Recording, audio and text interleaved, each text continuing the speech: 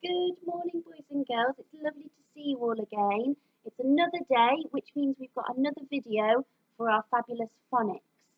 Today, we're going to wake up our brains by thinking about the J sound. Now, we already know that there are two different ways to write that J sound.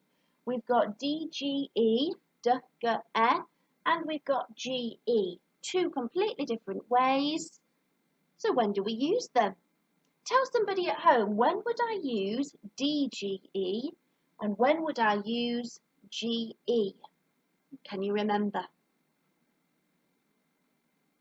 Yes, that's right. DGE is used at the end of a word, but so is GE. But this one is used when there's a short bouncy vowel. Do you remember our short bouncy vowels? We have A, E, I, O. And the long vowel is A, E, I, O, U. But when we've got a short vowel sound that comes before the J, we write it with a D, D, G, E. If there's no short vowel, if there's no bouncy sound at the end, and we've got a J sound at the end of the word, we simply write it with G, E. So let's think about the word fudge. I ate so much fudge over the Christmas holidays. Fudge. Which J ending would I need? Can you think? Fudge. I'd need this one. J. J. The J sound is coming at the end of the word, but there's a short vowel.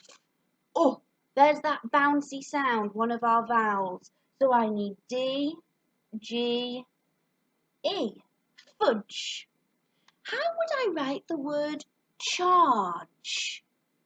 Charge. The cows started to charge. Which ending would I need?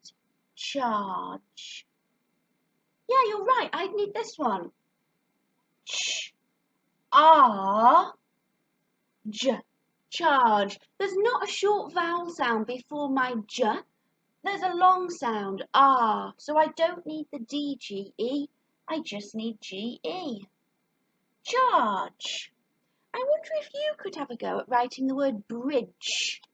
Get yourself some pen and paper. You might need to pause the video and then come back. And then see if you can write the word bridge. Bridge. It's this one, you're right. Bridge. Bridge. Tell somebody at home why it's this ending. Yeah, you're right, because the I is a short bouncy vowel, so then I need D, G, E. Absolutely fabulous. Just put your piece of paper and pen down for a little minute, because we're going to learn a new sound today. The sound is U. U, U, U. Now we know how to write the sound. Let me give my board a rub clean. We know simply it could be an for umbrella. Sometimes it's an like this, but sometimes our letter could also make an sound. Instead of it being an it could be an like in my words here. I've got the word Monday. Is it Monday? No, we know the is now making an sound. Monday. Mother. The is making an sound. Most of the time, an makes an sound. But sometimes we just have to learn that it actually makes an sound. Brother. Get your piece of pen and paper again, and let's see if we can write some words, remembering that today's new learning is that an can make an sound. Could you write the word money? Money. Some people have lots of money.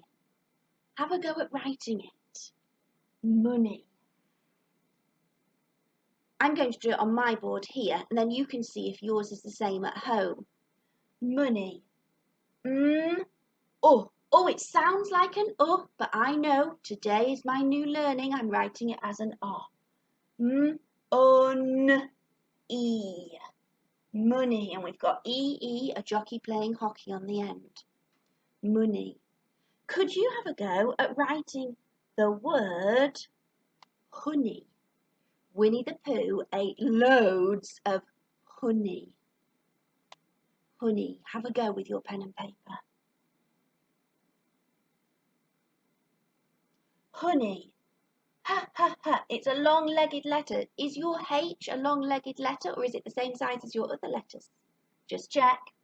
Ha, on, E. I know my sound, but it's written as an O. Honey. So now your challenge is to see if you can put these words into a sentence. You can make up your own sentence today. It has to start with a capital letter. It has to include finger spaces, and then it could either end with a question mark, an exclamation mark, or a full stop. I've got the word money, mother, brother, money, and honey. I wonder if you can make one of those words into a sentence. I wonder if you could put two of them into a sentence. Let me have a think. I might say, on Monday, my mother and my brother gave me some money. I've used 4 of the words in a sentence. Pause the video here and just have a little think. Can you put any of these words into a sentence? I'd love to hear your sentences in our Zoom call later. So if you think of one, then maybe you could share it with everybody else this afternoon. Let's do some tricky words.